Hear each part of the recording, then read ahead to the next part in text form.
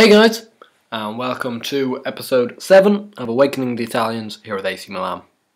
Joining back, it's the 3rd of March 2015, and we've got our Italian Cup semi-final first leg away at the Olimpico against Roma.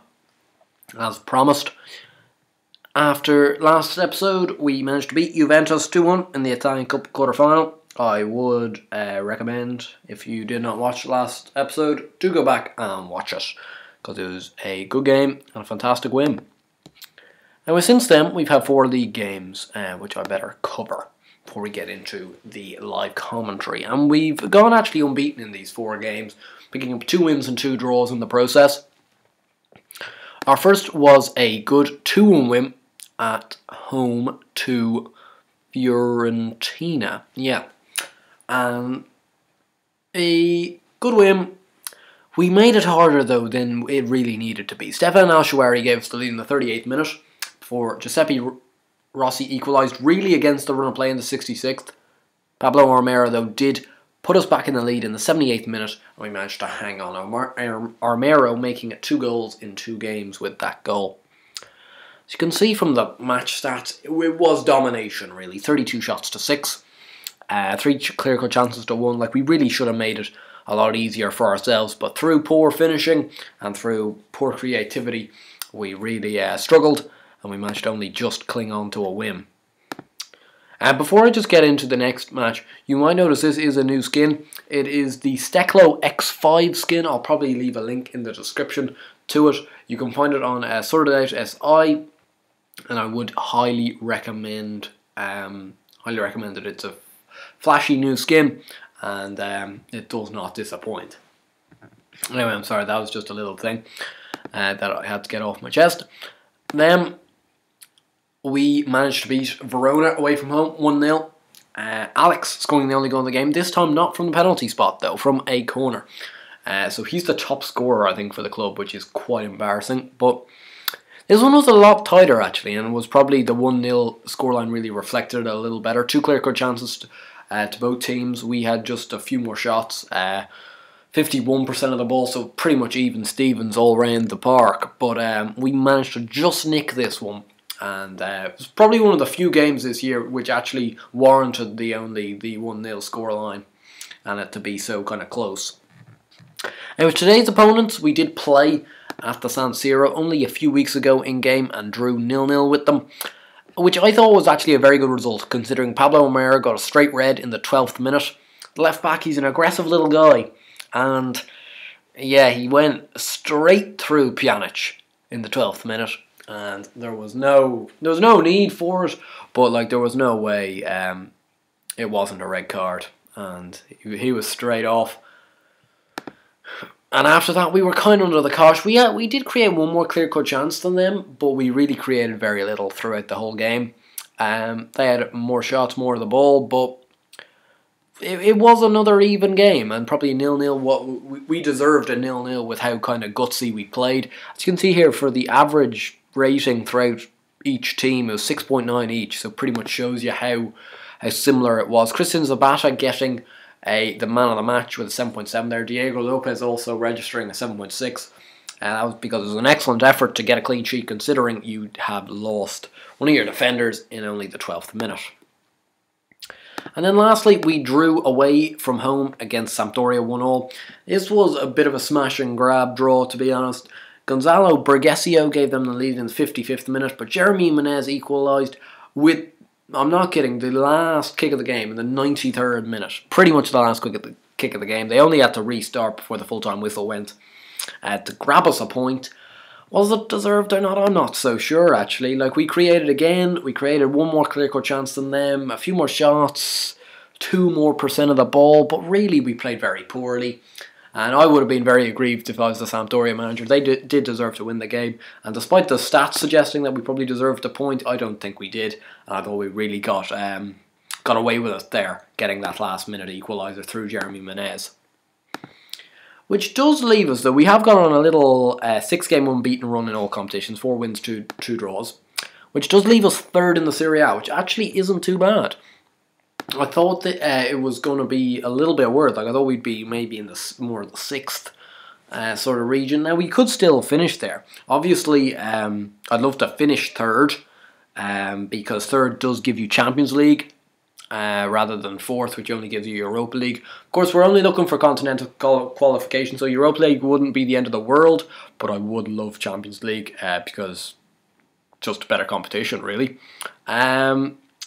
So we are there's 13 games left in the year. We've got 25 games played, and we're 9 points behind Juventus, which is quite disappointing. We're only 1 point behind Napoli in second. We're level on points with Roma in fourth, and we've a far inferior goal difference. But thanks to one of my subscribers, I think it was Giggsy, for pointing out that it doesn't work like that over in Italy. It's how you've played against the other team. So the reason we're ahead of Roma is because we beat them once, and the other one was a few weeks ago was a draw. So we've had a better kind of head-to-head record against them. So we're ahead of them then.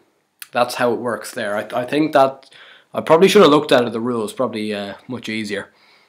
Yeah, results between teams, then goal difference, then goals scored. So that's how it works over in Italy. And then there's a little 3-point gap to Udinese, another 3-point gap to Lazio, before another 4-point gap to Cagliari.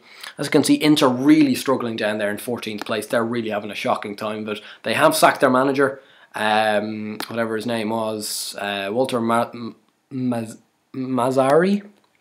He was sacked only a week or so ago, so they're still managerless. And yeah, they're having a real shocking season of it. We're having not a bad season. Like, as you can see though, our goals scored is so bad. Like, we're joint third last in goal scores. We're like the Villa of Italy. Villa in real life, of course, only scoring 11 goals in their first 20 games or something. Absolutely shocking. But 28 goals in 25 games is really pretty horrendous. But we're making it up with a very good defence, which is by far the second best in the league. Juventus have only conceded 19, so fair play to them, but we have only conceded 22, and the third best defence is Napoli, who have conceded 32. So we've conceded 10 less than Napoli, which is a fantastic effort, because really with the goals scored, like, to be honest, if it wasn't for an excellent defence, we really would be struggling at this point in time, and would be probably down in the 9th, 10th region. But nonetheless, because of that defence, we are in third. If we have a look at the player stats, top goal scorer is Alex with 7, which is quite embarrassing. 6 of them coming from the penalty spot, the centre back. Kazuki Hondo's managed to get 5. Torres is finally back. He's played 1 game since coming back, didn't score. 4 goals, 2 assists in 9 games now for him. He'll be starting again today though, so hopefully he can recreate some of his magic today. He mightn't play the whole game, but he'll play a bit of it. El Shaarawy has got 3, Pizzini 3, Armero, Bonaventura and Menez all got 2. Top provider is by far Bonaventura with 7. Menez has got 4. Honda, Van Ginkel and Polly all have 3. Fortunately, Van Ginkel and Polly are both out injured at the moment. Van Ginkel for 12 days and 2 weeks. Polly for 2 to 3 months, which is actually quite disappointing. Average rating wise, the top 2 are Bonaventura and Alex, both of 7.05. Zapata and Kazuki Honda also both on 7.04. Tesciglio's in there with 6.99. That really shows you, I think, how good the defence is, or how good the defence has really been performing. The fact that both centre backs are have an average rating over 7, and our mainstay right back has got a 6.99, and our mainstay left back is a 6.91, and keeper 6.86. So really solid performance all through the back. Anyway, the team we're going for today, we might as well try and skip into the live commentary portion of this episode. We're actually going to make a late change. We're going to bring in Bonaventura for El Shaarawy, because it might seem controversial to you guys, but based on the game, really, Bonaventura has been much more influential than El Shaarawy, especially after his goal of the season in the last episode, which is absolutely stunning. Like, he's been actually quite good, and he's been just more influential, probably could create more goals, a little less selfish than El Shaarawy, and overall just more effective. And the team we've gone for today is Lopez in goal, back four of Armero, Alex, Zabata and Desciglio. De Jong in the anchorman role as per usual. Montalivo in the box-to-box midfielder role as a bit of experience, and Honda's the advanced playmaker. Menez and Bonaventura on the wings, with Fernando Torres now back up front in his prized advanced forward role. Hopefully he can do quite well in it.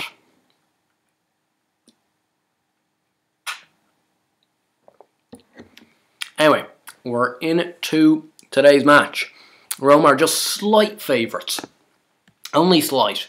Although we did manage to pick up a priceless 1-0 win here in the league. That was episode 3, I think, on this series. So we scraped a 1-0 win. Jeremy Menez, I think, scored. It's a complete smash and grab, though. So I wouldn't be surprised if we lost today. But of course, it is a two-legged affair. So even if we lose today, it mightn't be the end of the world. We can still hopefully maybe make up for it in the second leg, but I wouldn't want to be making up too much because Roma are actually such a good team, and there's so little between the two sides that I would fear that if it was a really big gap that we just wouldn't be able to... Destro scored after a minute. That is shocking. And I was about to say that I'd fear that we just wouldn't be able to kind of... Like, if we lose 3-0 or something today, we're not going to be able to turn that round because we can't score 3 goals in a single game. We haven't scored 3 goals in a single game all year. That really shows you where we've been at. But here's Destro. Come on. Close him down. Urbia. Oh, Zabata, what have you done? What is wrong with you, you fools? It's just so fucking irritating. Because we've been so solid defensively this year. Ashley Cole takes the penalty and scores it 2-0 down after 7 minutes. Been so solid defensively all year, and it comes to a really big game, 7 minutes in, and we've already conceded 2. That just sums it up, doesn't it? Jeremy Menez has also taken a knock, so we're going to have to bring him off. Bonaventura, can he play on the right? Can he? Yes, he can. That's ideal. So I'll take him off and bring on El Shawari. El Shawari, how do we do? I want to see a good performance. Expected performance. Deep in thought. What do you mean by that, El Shawari? Respond. Don't be deep in thought. I mean, we're 2-0 down. We need to try and rectify this game in any means possible. Pablo Armero has also taken a knock, which isn't good. Not a full knock, so it's nothing to be too concerned about, but his conditioning has lowered. As Alex with a fantastic last ditch tackle there, but Torres runs into a brick wall that is Yanga Mbiwa. Always thought he was actually a decent enough defender last year at Newcastle, but they didn't seem to take to him too much, as Destro has made it 3, and this game, this tie is all but over. It's so disappointing because whoever wins this semi-final is definitely going to be odds-on favourite to win the overall tournament, because the other semi-final is between Torino and Sassuolo. You've got to fancy both of us to beat one of them, especially Rome if they're in this sort of form. We've just been completely inept today. It's so disappointing. Such a big game and suddenly our defence has gone to sleep. And we need to score now. This is the problem, though. Like, we're such a low-scoring team, and now, oh god, Turbe should have made it 4 now. But now we kind of need to score goals, and that's just not our game whatsoever. We're not good at it, and we're really going to struggle to get anywhere near back into this tie.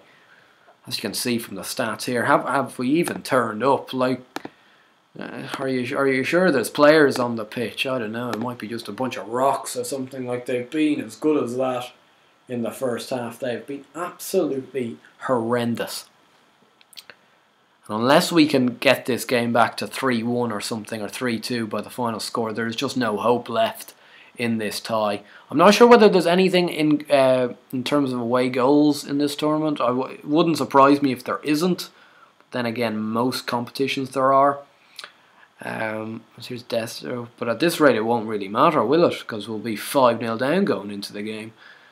We just can't create, or we can't control the ball even at Destro. How has he not made it his hat-trick there? It's a good save by Diego Lopez. Really last gasp stuff here, though. It's only 48 minutes in as well. It's Destro just over. We can't control the ball whatsoever, and our usual kind of controlling mannerisms have gone completely out the window today, and we've only picked up 45% of the ball, only 2 shots. Like, how poor can you be in such a big game? I'm going to move Montalivo into Honda's position and take Honda off for Michael Essien. Again, a bit more experience in these big games, although I'm not sure whether experience really means anything, because Montalivo's got heaps of experience and he's been absolutely dog shit. So I'm not sure whether it's really making much of a difference, to be honest. We're really just... There's no chance of scoring a goal today, and there's so much chance of them scoring another, because we've been shaky all night in defence, but 5 shots, only 1 on target, 46% of the ball. Like, what a... Oh, no! Fuck off.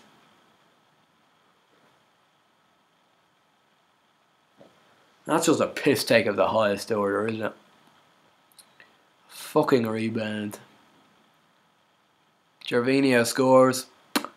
We are 4-0 down. This is depressing to watch. This really is.